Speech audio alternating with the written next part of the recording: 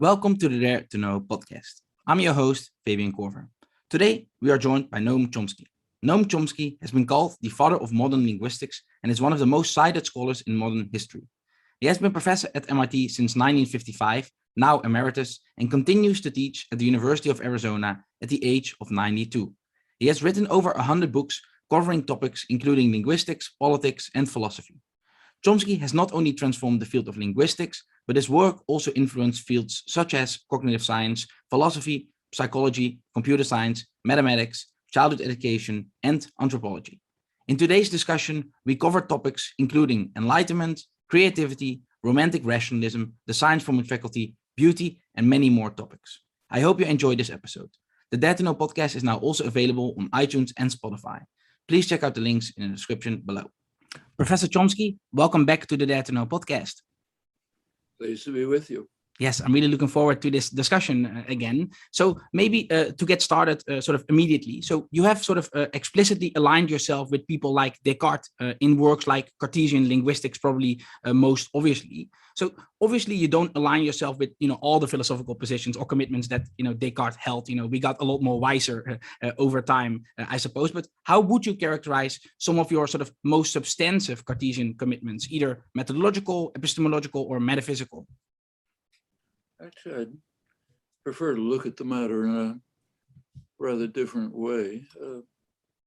We've learned quite a lot in the last 400 years. I don't align myself with positions of Descartes. I don't think we can, either the framework of his thought or particular conclusions. But I think there's a great deal of value, not only in his thought, but what it led to in the book, Cartesian Linguistics. And the first few pages, I pointed out that there is no such thing as Cartesian linguistics.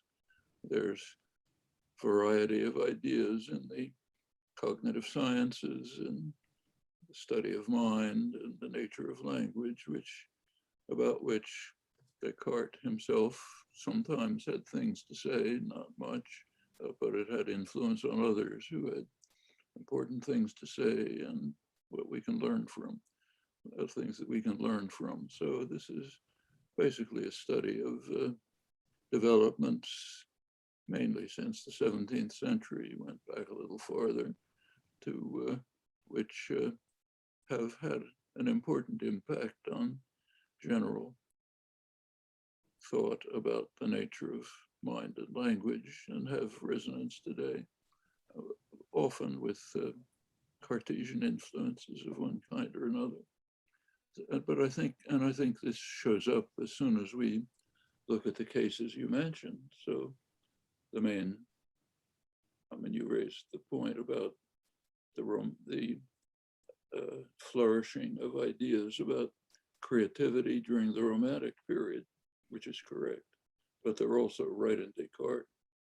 And in fact, the Romantic developments probably influenced by Cartesian thought, some of them almost directly, you can trace it.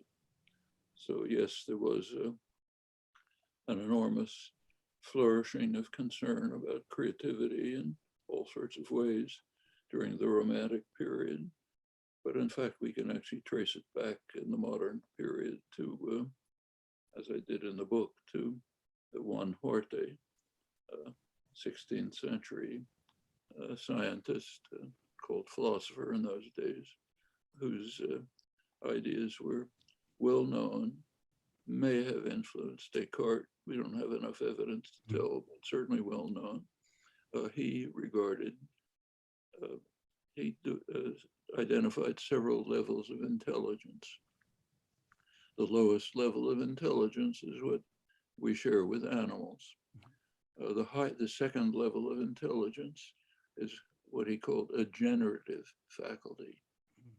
He used a false etymology in Latin to buttress it, but the idea was it's a generative faculty used in ordinary life. It's in fact the faculty that you and I are now using in this conversation. And we do, if we go to the store to buy something, that's the second level, the generative faculty.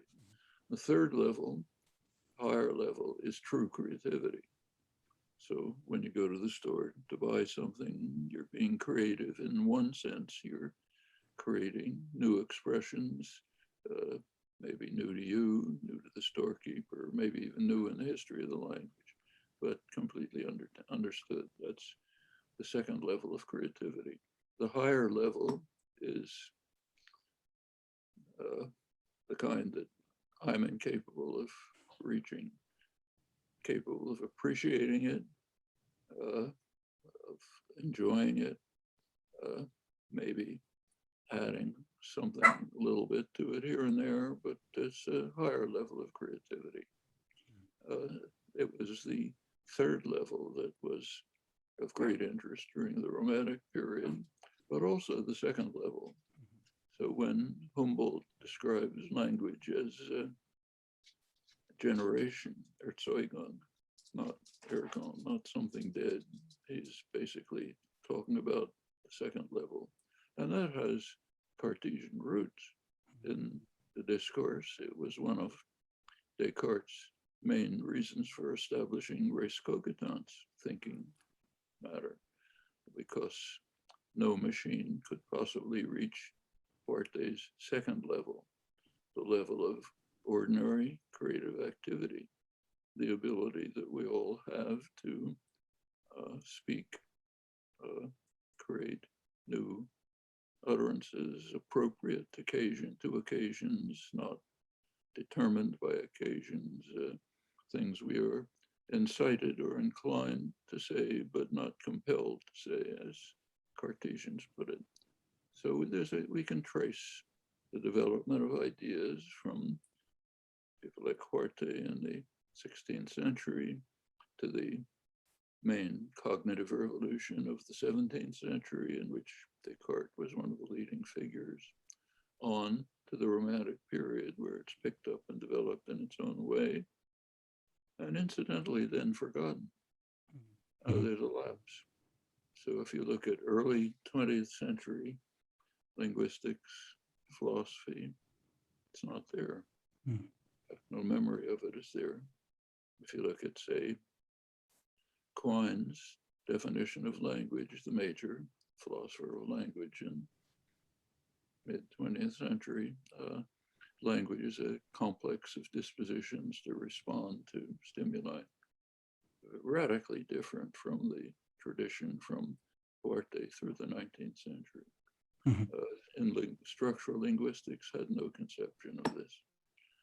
There's nothing in Saussurean linguistics, basis of European linguistics, and American linguistics, which was well organized, well discussed, clear, careful, so we can talk about it very easily. The only concept, the basic concept of language was Leonard Bloomfield's leading figure. Language is a matter of training and habit. Same idea in Wittgenstein, pretty much in Quine. It's a matter of training and habit. If there's anything new, it's by analogy. That eliminates the whole notion of creativity, Humboldt's concern for infinite use of finite means, as he put it, Cartesian creativity. All of these things, I think, are worth studying in themselves, but that doesn't mean committing oneself to Cartesian ideas. And the same is true. Take, just as another example, Descartes' other famous position, res cogitans, the mind-body distinction. Well, it's interesting to trace the history of that. As soon as Newton's Principia came out, within a couple of years, John Locke recognized that that had eliminated the mind-body problem, that there was no mind-body distinction. That's what Newton, in fact, showed. He understood right away, and he produced what's called in the history of philosophy, Locke's suggestion, that thought is just a property of organized matter, matter being whatever exists. That he put it in a different framework, a theological framework, which we can dispense with, but that's basically the essence of it. So we go from Descartes had a good argument for res cogitans, creative capacity of language use, also other arguments. Newton showed that it doesn't work. Locke, who understood it immediately, Hume, a little later, also understood it, on to the 18th century, where it was commonplace. Right through the 18th century, extensive discussions of how thought could be a product of organized matter, reaches its culmination with Joseph Priestley, end of the 18th century, very extensive discussion of this. As goes on into the 19th century, you look at Darwin's early notebooks, he basically refers to it as obviously true, and it's forgotten. It goes away. Yeah. Late 20th century. The 20th century ended with what was called the decade of the brain, a decade devoted to study of the brain. Eminent neuroscientists, philosophers worked together, produced papers, ended up with a volume of essays published by the American Association for Advancement of Science, Arts and Sciences. The introduction to the volume is by Vernon Mountcastle, distinguished neuroscientist, and he says the main discovery is what he called the thesis of the new biology, that thinking is an emergent property of the brain, repeating in virtually the same words what Priestley said in the late 18th century after a century of discussion based on Locke's recognition that Newton had eliminated the argument for res cogitans. Well, I think it's important to know this.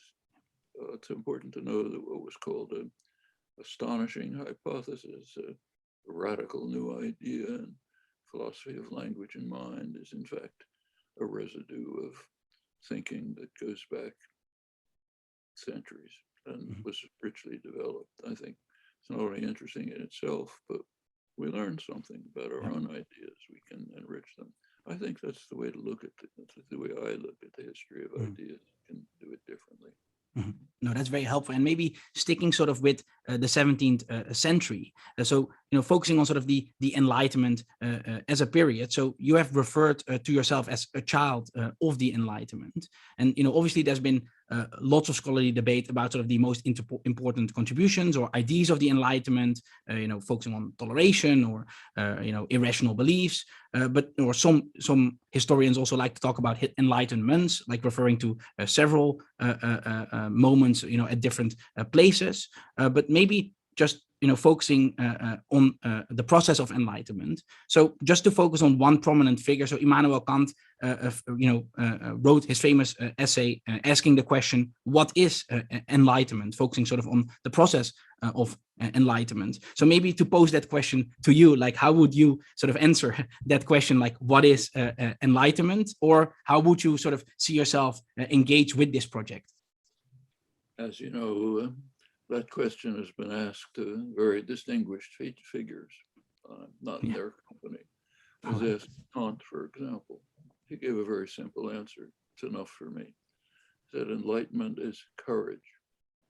It's the willingness to question, challenge fixed ideas and doctrines. I think that's the Enlightenment. He went on, but that's the core of it, first paragraph.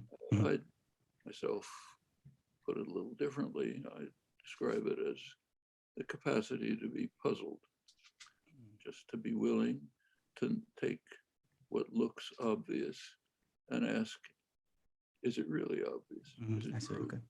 So for example, the things I've been interested in, history of ideas and history of science, go back to the 17th century. In the 16th century, neo-scholastic science had a kind of answer to almost everything. Galileo and his contemporaries were not satisfied with those answers. They regarded them as being based on what they called occult ideas. They wanted a clearer answer. So it was common sense, perfectly obvious, that a heavy ball falls faster than a light ball. Obvious, except it's wrong. Galileo asked about it, did some ingenious thought experiments, not actual experiments, and was able to show very clearly that it couldn't possibly be true. I mean, it's true in experience, but not the way the world works. That's being puzzled and finding answers. And I think that's a very valuable attitude to have. Going back to what we were talking about before, makes sense to ask, is the standard assumption common sense, scientific common sense, philosophical common sense, was that language is a matter of training and habit. Bloomfield, Wittgenstein, others. It's a complex of dispositions to respond. Quine, if there's anything new, it's by analogy. Common sense, except it's all wrong. As soon as you decide to be puzzled about it, think about it, could it possibly be true? You see, first of all, it's not true, and the ideas are based on occult ideas. And furthermore, we learned that all of this was understood centuries earlier. So I think that's enlightenment, just what Kant said, courage.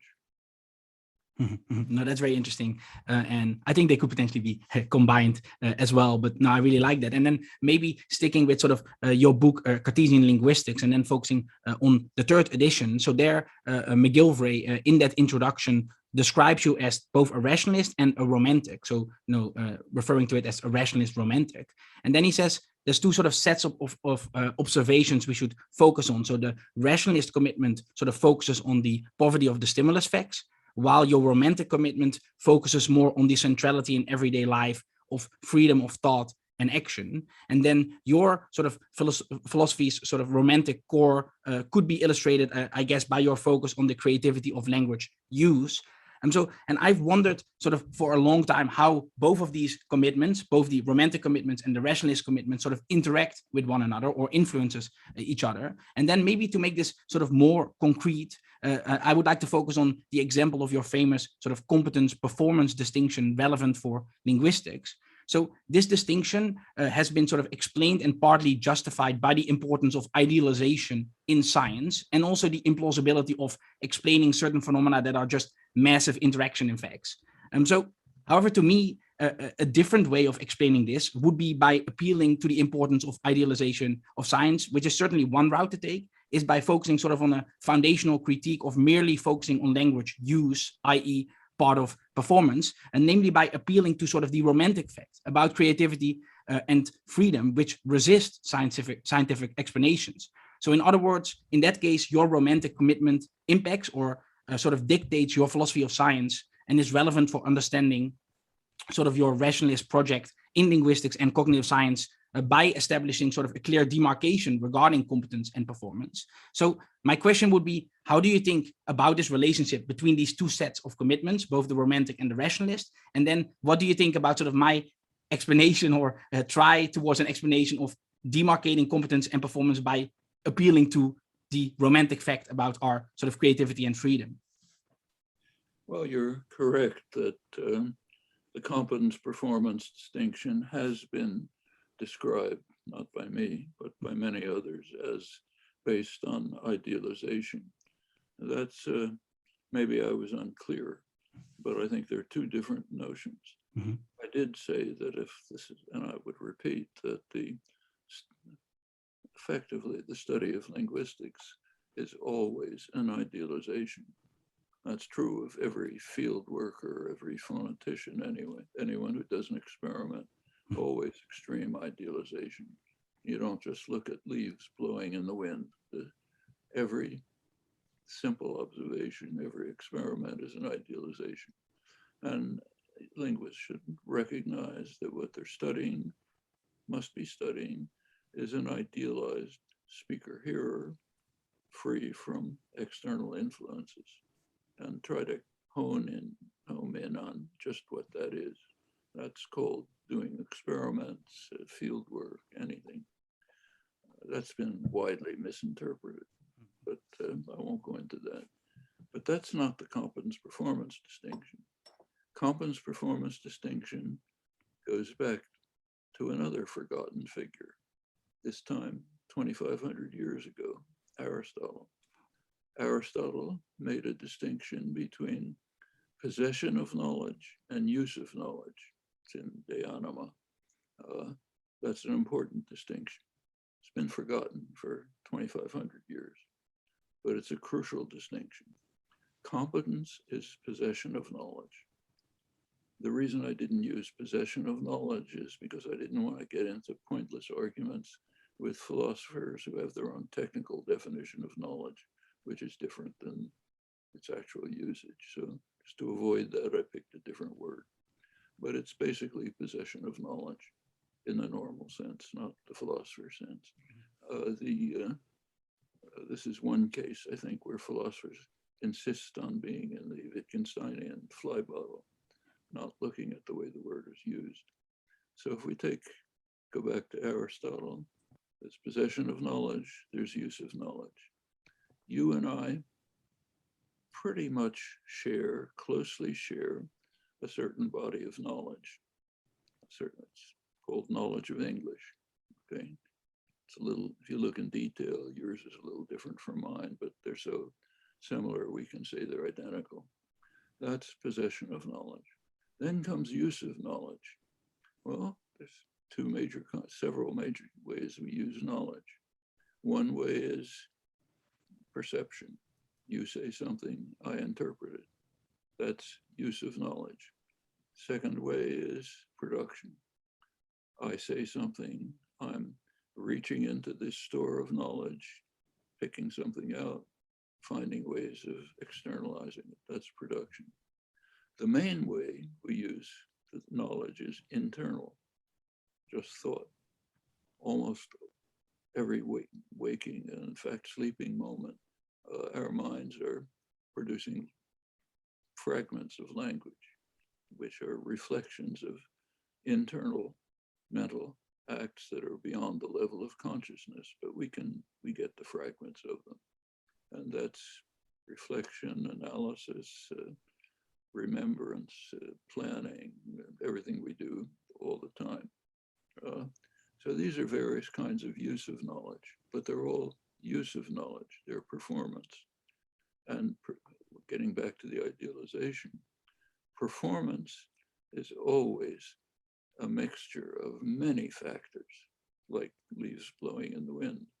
It's so if you want to study performance carefully, you do have to idealize radically.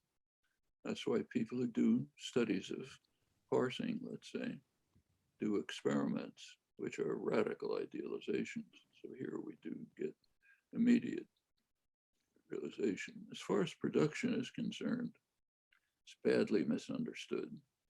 It's the way production is usually described, there's substantial literature on it. You have an idea in mind, then you find a way to express it. Problem with that is having the idea in mind is the production. The rest is just a mechanical operation of figuring out how it gets externalized. We haven't a clue as to how you get the idea in mind. I see. Okay. That's what David Hume called one of those mysteries, which he said will never, or beyond the capacity of human thought. Maybe he's right, but it's certainly true that we have no idea how it happens. In fact, we have no idea about voluntary action altogether, like how I decide to lift my little finger. Nobody knows. And certainly not complicated things like having an idea. So what we can study, we know how to study input-output systems. So perception is an input-output system. There's a stimulus out there. We can, to some extent, identify what's going on in my mind. So we can study the relation. One of the main, most important psycholinguists, Merrill Garrett, once described parsing and perception as a reflex, meaning it just happens deterministically. It's an input-output system. With regard to production, the first step we can say nothing about. finding the idea. After that, there is an input-output relation. The idea, which is part of it somehow gets into the mind, and then the ways of externalizing it. You can study that, and there's a lot of work on that. The internal operations we have nothing to say about because they're all like getting an idea in mind. I see. Now, none of this is competence. All of this accesses possession of knowledge. It accesses the knowledge you possess in various ways. But that's a category distinction. And Aristotle was completely right. We have to make that distinction if we want to make progress. Now, it's interesting if you look at the rich studies of this topic, and here again, the history of ideas is quite interesting. So in the early days of the scientific revolution, when Galileo and others were questioning, challenging, throwing out neo-scholastic science, reconstructing it, they also looked at language. And it's discussed a little in Cartesian linguistics. Not enough, should have been highlighted, I realize now. But Galileo and a little bit later, the Antoine Arnaud, Port Royal grammarians, logicians, they recognized that there is an amazing achievement of humans. Frege later restated it in virtually the same words. The achievement is that somehow, with a finite number of symbols, we're able to construct infinitely many thoughts and even to convey to others who have no access to our minds the inner workings of our minds. They thought this was the most, and to say Frege repeated it, the most astonishing achievement they'd ever heard of. Galileo regarded the alphabet as the most amazing, stupendous human invention because it was able to record this. Well, that's that's my opinion, that's the basic insight in the study of language and mind. But notice that they did not distinguish competence and performance. They were talking about production, not knowledge. When Humboldt said infinite use of finite means, the phrase that has now become famous and mostly misunderstood, he was talking about use, not knowledge. The distinction between generation and production was not understood. And it was really not understood until mid-20th century, after the work of Turing, Church, Post, Gödel, of course, the great mathematicians who established the modern theory of computation. Now we can understand what it means for an internal system to generate an infinite output with finite means. That's internal. Then comes the question of performance, how to access. So by mid-20th century, it was possible to reformulate what had been kind of aimed at for hundreds of years, but never achieved because the concepts weren't there. The modern theory of computation provided the concepts. So you could then discuss generation, which is not production. Generation just lays out the terrain. It's like an axiom system for arithmetic. It says, here's a set of theorems, so, okay, infinite set. Then the actions like proving a theorem, speaking, so on, reflecting, that accesses the knowledge. But we have to distinguish them. Generation is not production. To this day, this is not understood. There's confusion about it all over. But I think these conceptual distinctions have to be made clear. And interestingly, they were clear 2,500 years ago, then lost. And maybe switching topics a little bit. So in McGilvray's book, Chomsky, Language, Mind, and Politics, he discusses the outline of the goals and prospects of a new social science. And he states, and I quote, Where does this new social science fit into Chomsky's intellectual projects? Is it a science or is it in common sense? Neither and both, I suggest. It is part of the rationalist, philosopher, scientist, its effort to bridge the two domains. So how would you sort of describe the project that social scientists sort of should be engaged in? And do you have any specific comments on sort of this quote by McGillivray that sort of states neither and both? So it's sort of leaving it open how you would sort of conceptualize this project of social science.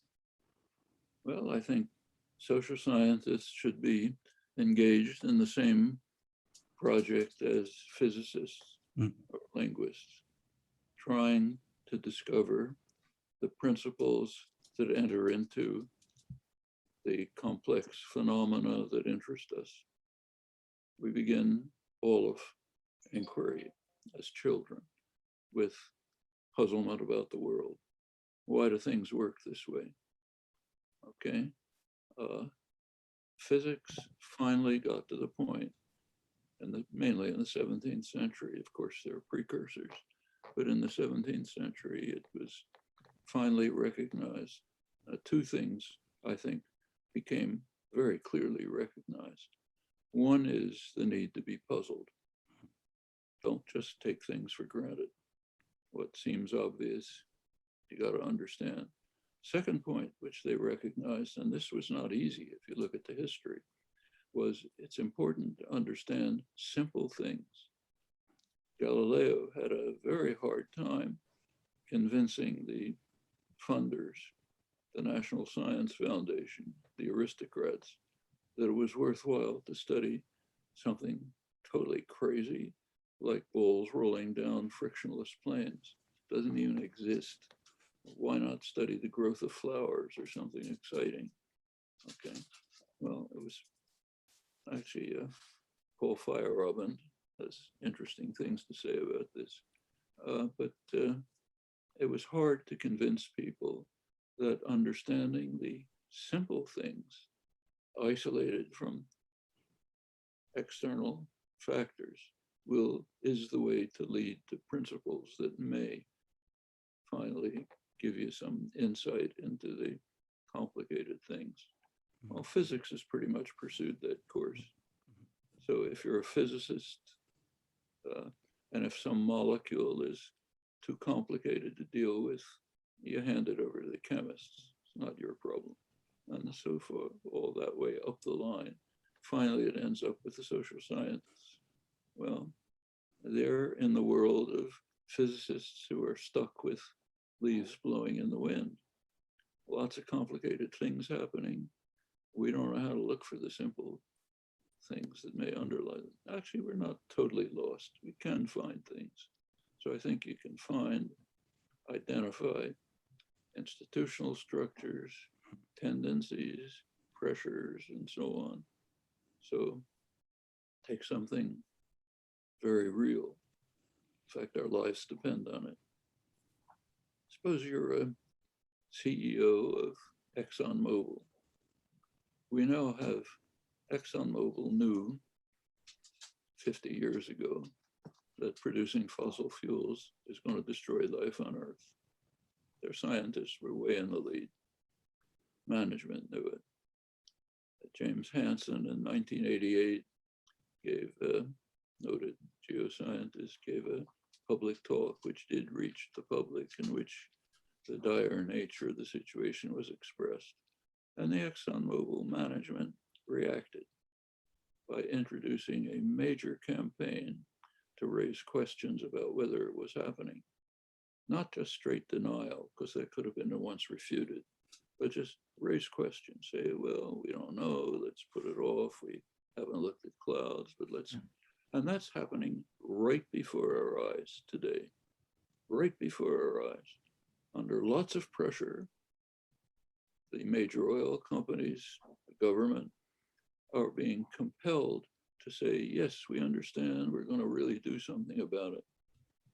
What do they do about it? Increase the use of fossil fuels. Okay. Well, now let's ask why. Put yourself in the position of the CEO of ExxonMobil. Suppose you acted on what you know and reduce the use of fossil fuels. You're out the door. You're no longer CEO of ExxonMobil, because there's an institutional fact. You must increase profit or you're finished. We live in a system where you have to be en garde. If you're not on guard all the time, you're dead, because a competitor will undercut you. So there's an institutional structure called capitalism, which requires a race to destruction. And you really have very few choices within it. You can make rhetorical changes, you can make mild changes, but unless you keep your eye on the ball, you're going to be eliminated. That's the nature of a competitive market system. We have, to a very limited extent, we have a competitive market system, and that's a clear recipe for species suicide, unless it's constrained in various ways. Well, those are the kinds of things we can come to understand and find them in international affairs and domestic affairs and so on. So but that's just ordinary science. It's trying to try to get to core elements which have a major impact on what happens. Now, of course, this being the social sciences, somebody will come along and say, well, what about that exception? Yeah, like tell Galileo, sorry, the ball didn't fall to the base of the mast, it fell somewhere else. Okay, well, physicists have learned hundreds of years ago to disregard that. So when Einstein's special relativity came out, there was a series of experiments undertaken, most of which disproved it. Younger, serious scientists just disregarded them. The theory was so beautiful, obviously correct, mostly based on thought experiments, that it had to be right. And if the experiment seemed to be disproving it, there was probably some interfering factor. So let's put it aside. That's the way serious science has worked for hundreds of years. But it takes a long time for that to become the ethic of science. And in areas like the social sciences, it's barely happened. Same with linguistics. Somebody comes up with an interesting idea about universals in language. Somebody says, well, what about this language, which has something that seems different? Interesting. Put it on the shelf. Maybe we'll figure it out later when we see what's going on. That would be the scientific attitude, not the prevailing attitude. Prevailing attitude is a gross misinterpretation of Popper. Popper is commonly interpreted as saying, if you find any refuting evidence, the theory is dead. No scientist ever works like that, ever. You find what looks like refuting evidence, you look at it. If you can't figure it out, put it on the shelf until some better theory comes along. Maybe then you'll find an answer. But in the social sciences and in the rhetoric, not the practice, but in the rhetoric of the physical sciences, you hear this. Your famous scientists will say, we have to accept Popperian idea that if something's refuted, if there's counter evidence, we throw out the theory. Nobody would ever do it, but they repeat the formula. And of course, it's not what Popper meant. And his students, Lakatos, others developed this carefully. But we have put this, going back to the social, to Jim McGilvray, I think what he believed, what I believe, is that social sciences should try to pick up the kind of understanding that was reached largely in the 17th century in the physical sciences, with plenty of struggle, a long time, but finally just became scientific common sense. And I think that has to be extended to elsewhere, also to philosophy of science. It's one of the reasons that I talk sometimes about what I call methodological dualism, not metaphysical dualism, which everyone's given up, even though we should recognize that it was a serious scientific hypothesis with good reason, wrong like most hypotheses, but with good reasons. So that's gone. But there is this practice of treating mental actions and events, what goes on in the mind, treating it in a different way from the way you treat bodily actions. Now, nobody will say, I'm a methodological dualist. But if you look at practice, I think you see it all over the place. And the things I quoted, for example, from Quine and Wittgenstein and many others. And then maybe now talking about sort of what makes science possible. So in your book, Reflections on Language in 1975, you introduced the idea, or at least I think it was there for the first time, of the science forming capacity, or also called the science forming faculty. And sort of in the more recent literature, it has been noted that the science forming is developmentally unlike language. In other words, it's sort of raising doubts for giving a substantive account of what the science forming faculty amounts to, due to a lack of clear developmental profile that is there for linguistics. So maybe to sort of raise a broad question, what does the research agenda look like for spelling out the content of the science forming faculty? And has your view changed of the idea of a science forming faculty since you introduced it, or you still hold sort of the same views? Well, I think we can begin by going back to Mr. Kant. Let's have the courage to question what looks like it's established. Is the developmental structure different? Is it? What's the developmental the developmental character of language? Well, there's interesting work on that. A very interesting work. There's very little development.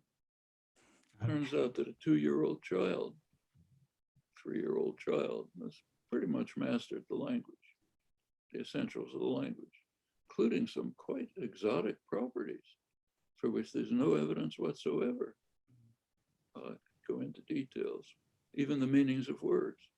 Looks like it's a slow process of development. Lila Gleitman's work has shown pretty convincingly that the child knows the meaning of the word on the first presentation, because it's all in there. And the meanings are pretty complex when you look into them.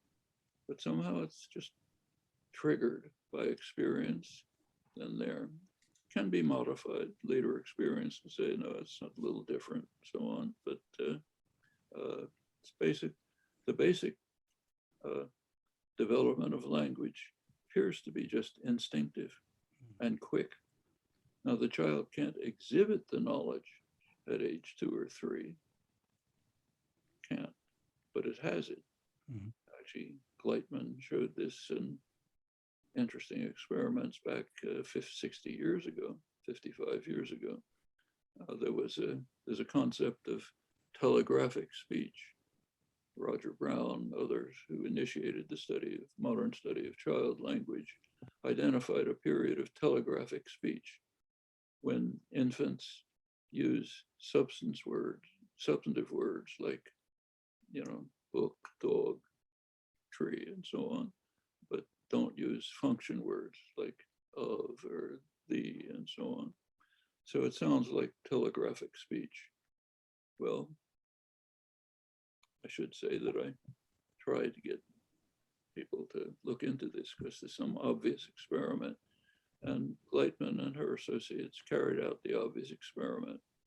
Present children with telegraphic speech, normal speech, normal speech with the function words thrown in randomly, see what they understand.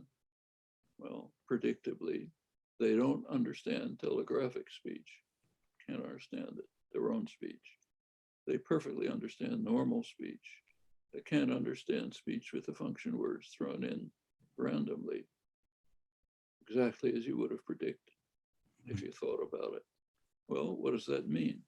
It means when they were producing telegraphic speech, 2 years old, 18 months old, they knew everything. It was already in there, but they couldn't do it, couldn't come out of their mouth because of constraints, memory constraints, others. And that's been found more and more. So what's the course of development of language? Well, not much development. It's developed around the periphery. So you change your pronunciation a little, learn a lot of new words. When you learn the words, it's because they're already there in some form, or the basis of them is there. Is that different from the science forming faculty? Not as far as I know. Infants, from the very earliest time you can test them, are trying to make sense of the world. So there's old experiments, Michat, back in the 1940s, when if you present two things like this, and when this one moves, that one moves, child automatically assumes there's a connection between them. That's science.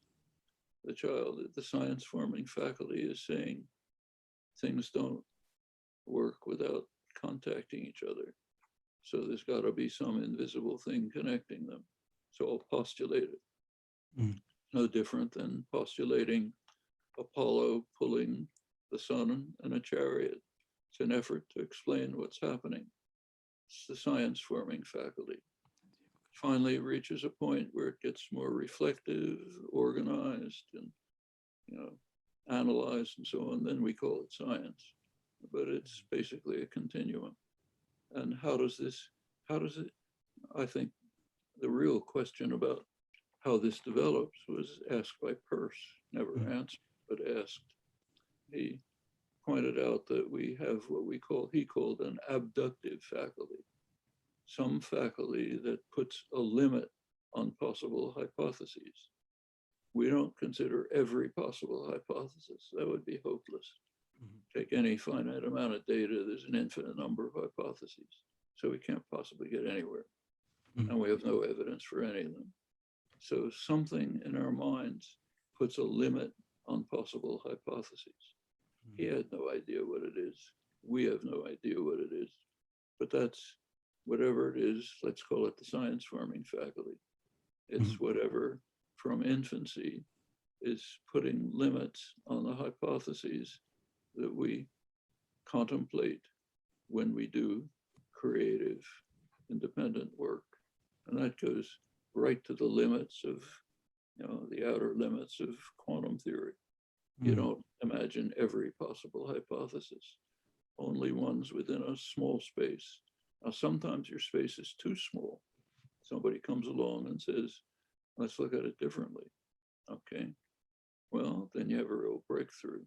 But even the new ones are still within some kind of limit of possible hypotheses. So I think we don't know what we're referring. We can refer to whatever that is as the science forming faculty. As far as I can see, it develops pretty much the way the language faculty develops. I see. Barely at all.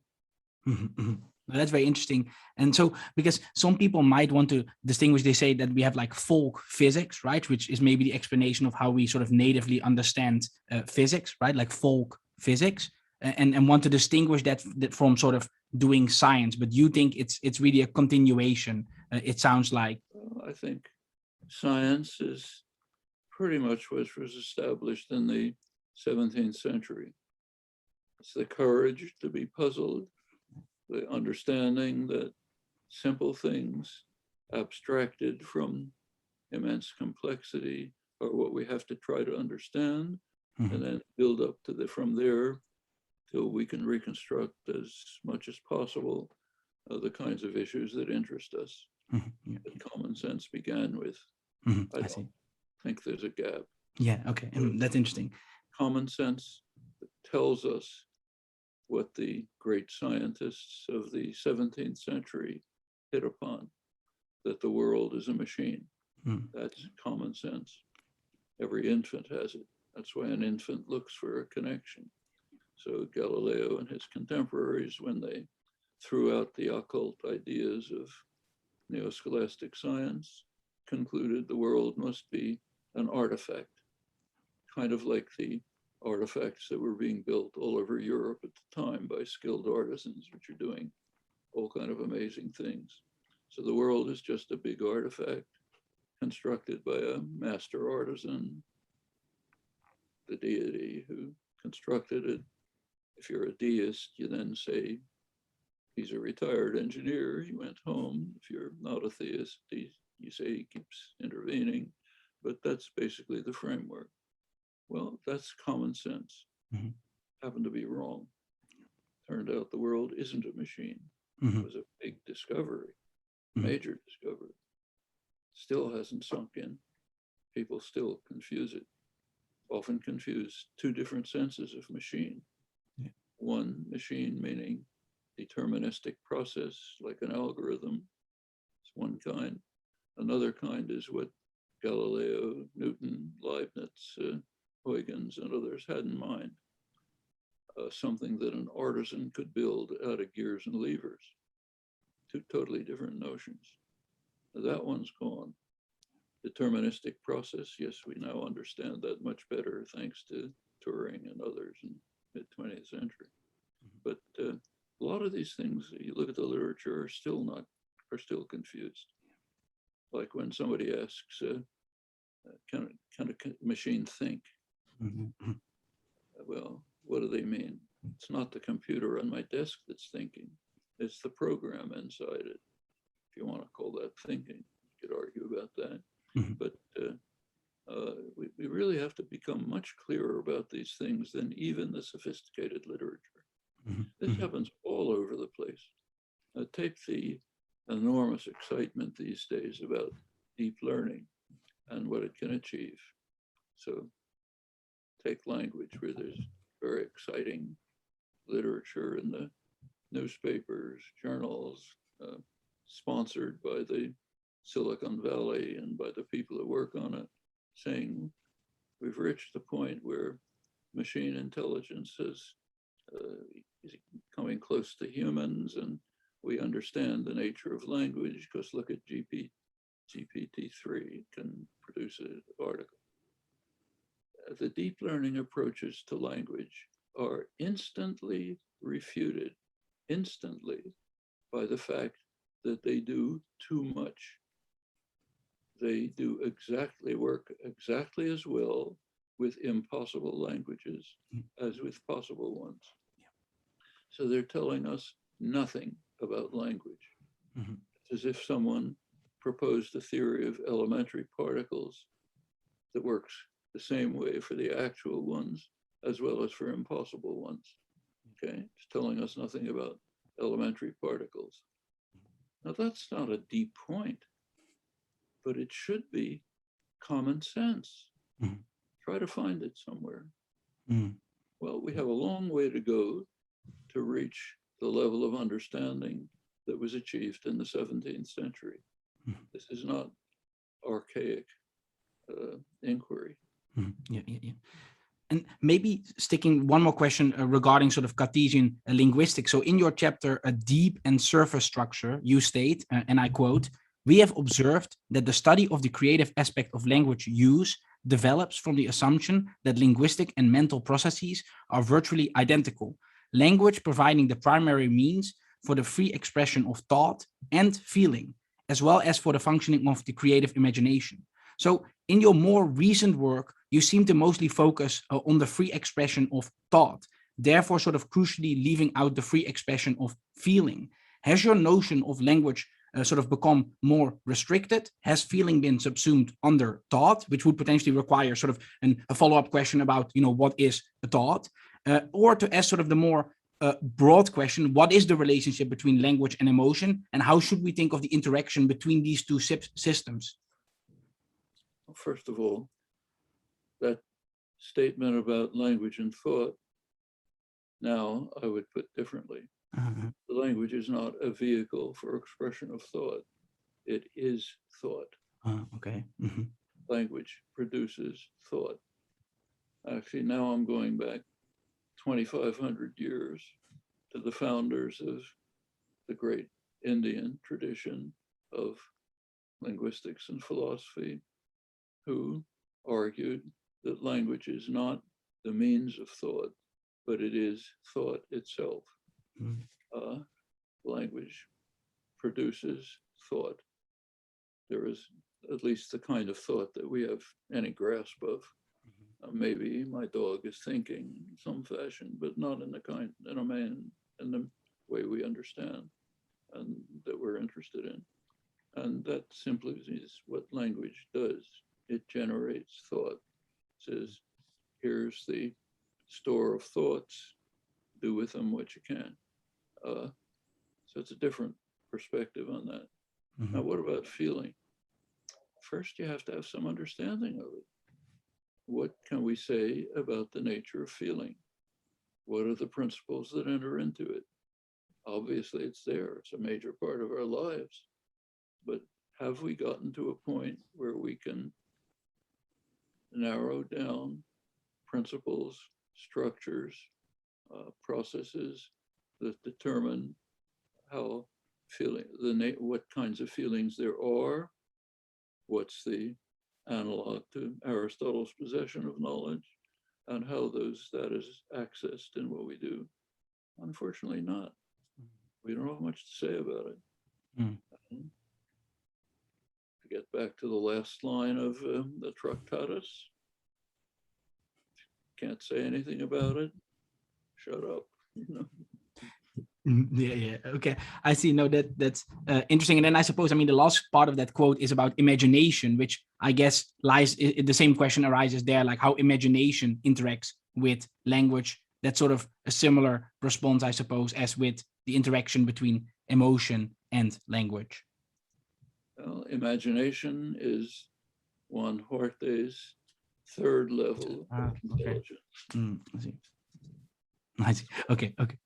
Even simple things are beyond our capacity to account for, like this. So when you get to how creative imagination works, we're in what Hume called that area where the mysteries will always remain, very likely. We should recognize that we are organic creatures. We're not angels. We have enormous capacities. Other organisms have greater capacities than we have, like the ants in my backyard, desert ants, can do things I couldn't possibly do, cognitive things. Like they can wander around the desert, find something to eat, and make a straight line straight back to their nest. I could never do that, even with complicated instruments. And they do it by calculations that I can't carry out, like where the sun's azimuth is, I can't do that. All sorts of things. So organisms have capacities, but the capacities have limits. In fact, it's of the nature of capacities that they have limits. The reason you have capacities is because of inborn structure. And the same inborn structure puts limits on the capacities. Why should we be different? Are we out of nature? I don't see any reason to believe that. So we have our capacities, more than ants in some respects, less than ants in other respects. But those very capacities depend on inborn structure, which puts limits on what they can do. So I think Hume was quite reasonable when he said there are things that are mysteries that will be beyond our understanding. Actually, he had a particular one in mind. He was writing about in a chapter on Isaac Newton, and he said Newton has lifted the veil from some of the mysteries of nature and left others mysteries, and I forget his exact words, mysteries which will permanently remain. He meant the question of how objects can interact in a mechanical universe. And he was right. That's never been answered. Science just gave up the quest, gave it up. We're not trying to find an intelligible universe. We're trying to find intelligible theories of the universe. A big difference. Leibniz could understand Newton's theory, it was intelligible to him. He just said the world you're describing is unintelligible, so it's just occult properties again, Yep. which is correct. Newton basically agreed, and they're all correct. Science just gave it up. Yep. Said it cites slower. We now try to find intelligible theories of the world, but the mystery remains. Interesting to know that in the 17th century, that was called the hard problem. The hard problem in philosophy was the nature of motion, was never answered, never solved. It was abandoned. My guess is we're very likely to find out pretty much the same about what's called the hard problem in today's interests, consciousness. Yeah. We may learn a lot about it, may get good theories about it, but it wouldn't be surprising if there are other permanent mysteries that are beyond us. If we're organic creatures, of course, if we're angels, then nothing's beyond us. Yeah. And maybe focusing on another topic, so on the topic of sort of word-like elements. So linguists often say there are two broad classes of word-like elements, and I think you referred to it before earlier in the conversation, namely function words or functional categories on the one hand, and content words or lexical categories on the other. Do you think there is a fundamental distinction with regards to the linguistic nature of these elements? And then as a follow-up question, to what extent, if you accept this distinction, does it play a role in thinking about the encoding of meaning? So to make this more explicit, we talked a lot about sort of referentialist semantics on this series, and you usually use words like book, house, and river, but you rarely sort of mention the words, functional words like if, that, and. So how do those sort of words play a role in, for example, discussions regarding meaning or referentialist semantics? Well, those words that I picked are from history. River, house, that's Heraclitus and Aristotle.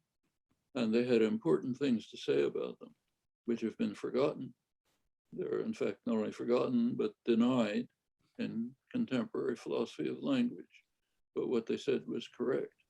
I think Aristotle, for example, was correct in saying that the word house, he didn't put it in our terms, but I'll paraphrase in our terms. The word house does not refer. There's no entity to which the word house refers or denotes, if you want to consider it a mass noun.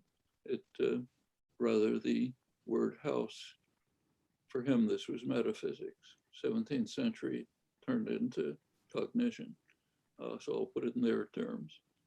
The word house, the meaning of the word house is a composite of, in Aristotle's terms, matter and form. So the house is bricks, lumber, and so on, and form, the characteristic use, the intention of the architect, the nature of the design, but things that a physicist couldn't detect by looking at anything except your mind. And they don't know how to do that. So the word house is not gonna, there will no be reference relation, denotation relation between the word house and entities out there. I think that's a profound insight, still hasn't been internalized. And the same is true of river. Book, the same. You can say door is the same. Suppose you say he's pushing an open door. Now, what is he pushing? Well, he's pushing a physical thing, but an open door isn't a physical thing. And it's a complex, abstract thing. But he's pushing the open door as a fine thing. Well, it just means that door is not a word that picks things out in the external world. Okay, same with just about every word. Now, what about the function words? Say if. If is not used to refer, then is not used to refer, and is not used to refer. They're used, but they're used in basically reasoning, logical structures. There's a lot of interesting things to say about them. Barry Shine, great young linguist, philosopher of language, has a 600-page book called And. It's the various ways that and is used. His conclusion, incidentally, is that and means and. But then he goes on to talk about how it's used in complex situations within a kind of a neo-Davidsonian event semantics. Very interesting. So there's a lot to say about words like and if, and then, and that, and so on. Some of it, there are parts of it that I have talked about within the syntactic framework, but there's plenty more. But they are different from the substance words, the words that we use to refer, not words that refer, but words that we use to refer. Those words are very different in character. And those, I think, are the logical words. We don't learn them. They're just there, part of our reasoning capacity. We may learn how to pronounce them, but they're there. The interesting question to me is the substance words. How do we learn words like house or river or door or book with all their complex meanings? And it's here that work of the kind I mentioned by Lilac Lightman, recently passed away, is a great scientist. Her work is particularly instructive. She studied this intensively with very good experiments and with remarkable results. Turns out the words are what's called learned, I would say triggered, by virtually no experience. At peak moments of language acquisition, around 2 years old, the kids are picking up a word every waking hour, meaning almost no experience, and in the full richness of their meaning, which raises very interesting questions, evolutionary questions and others, where they come from. That's, here, if I can say a word about that, I think what I've said all along is wrong. My assumption all along has been that these words, with their rich character, developed somehow deep in evolutionary time in manner which we don't know about. I will never be able to answer because we just can't go back there and see what was happening. On reflection, that's got to be wrong. Suppose that words like house, river, door developed in a pre-linguistic animal. There'd be absolutely no way to use them. Can't use them at all. So if they ever developed by some miracle, they would have quickly disappeared as like vestigial organs.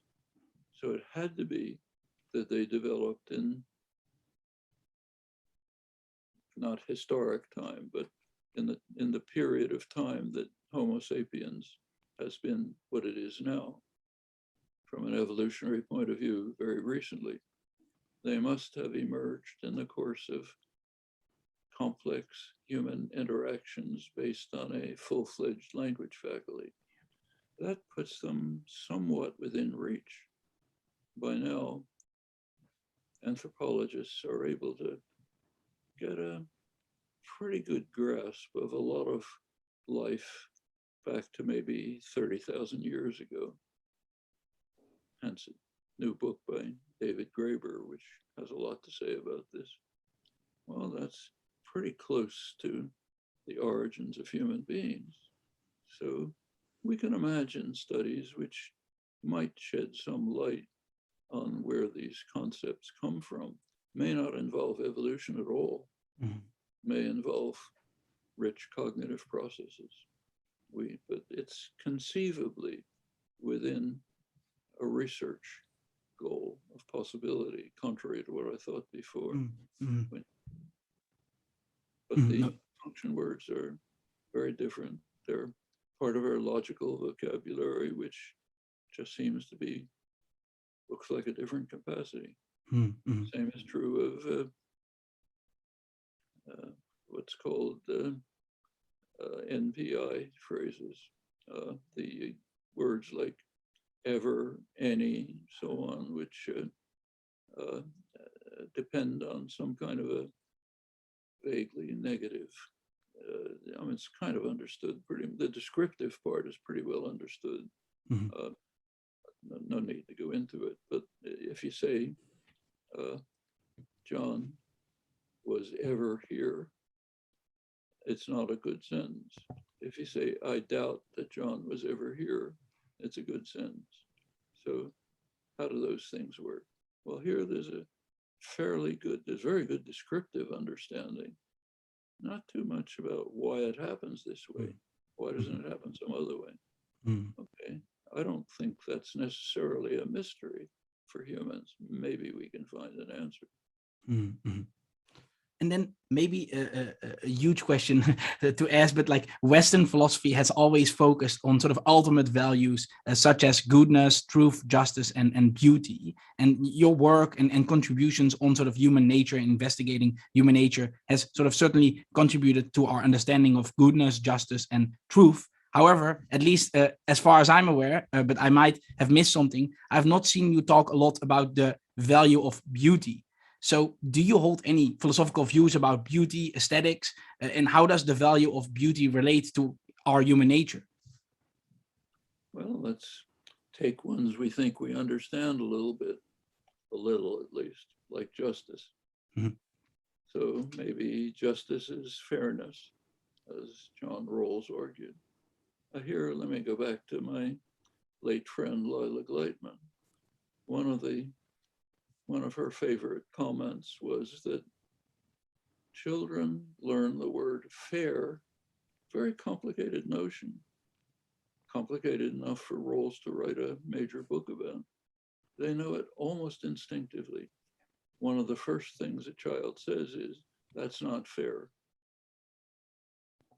How on earth does a child get the concept, that's not fair? Not a simple concept. Well, maybe we can look at it. Maybe we can figure it out. If we can do it with things we have a partial grasp of, maybe we can go on to more complicated things, like what's our concept of beauty? I mean, for physical beauty, there is some study on what kinds of faces do people regard as physically beautiful? Why, with just a few lines, you can depict a beautiful face, and with a few lines differently, you can depict an ugly face. A lot of internal construction going on there. The kind of thing, incidentally, that Descartes studied.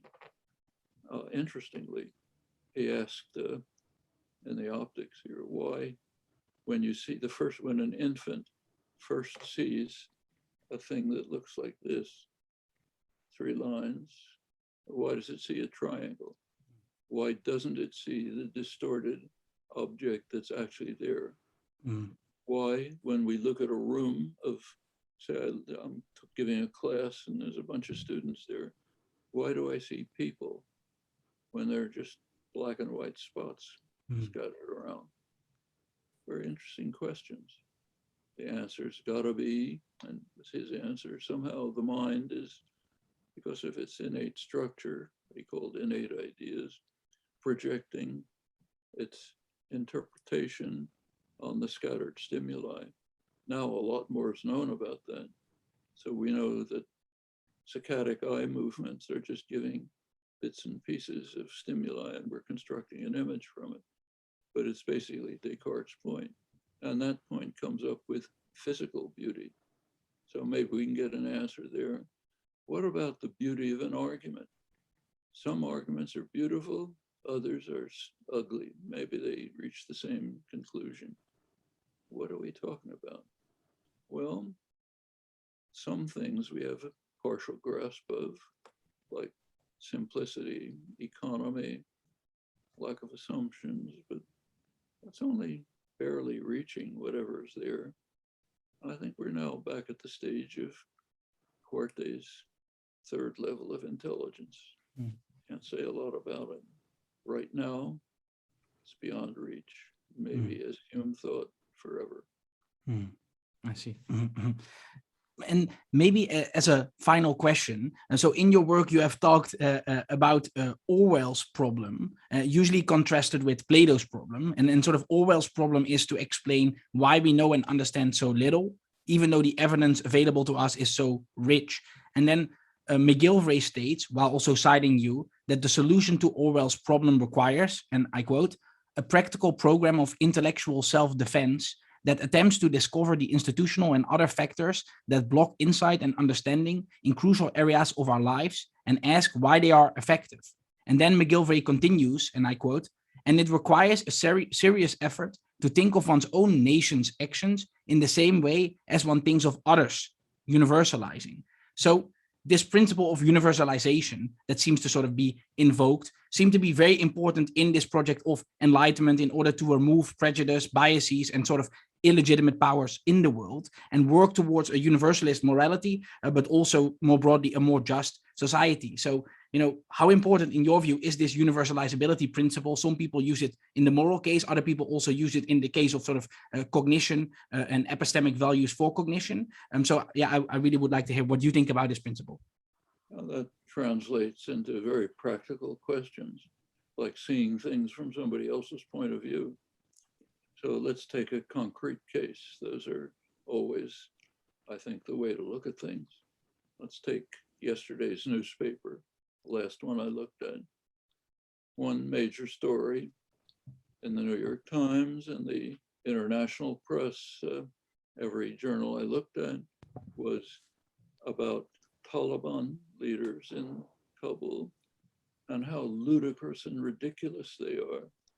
And it quoted the ultimate absurdity, showing how they followed religious doctrines and can't even think for a minute. The statement they quoted, idiotic, ridiculous statement by a Taliban leader, was the following: when the US invaded Afghanistan, it did not know that Osama bin Laden and Al-Qaeda were responsible for 9/11. Now, how ludicrous can you be? How idiotic can you be? How consumed by dogma can you be? Except that he happened to be right. In our dogma and doctrine, the fatwas that we obey, the United States invaded, noble effort to try to root out the people who were responsible for 9/11. That's the fatwa that comes from above. We obey it with total fealty to the great leader, except it happens to be false. We know it's false. The Taliban leader was correct. In fact, we know it.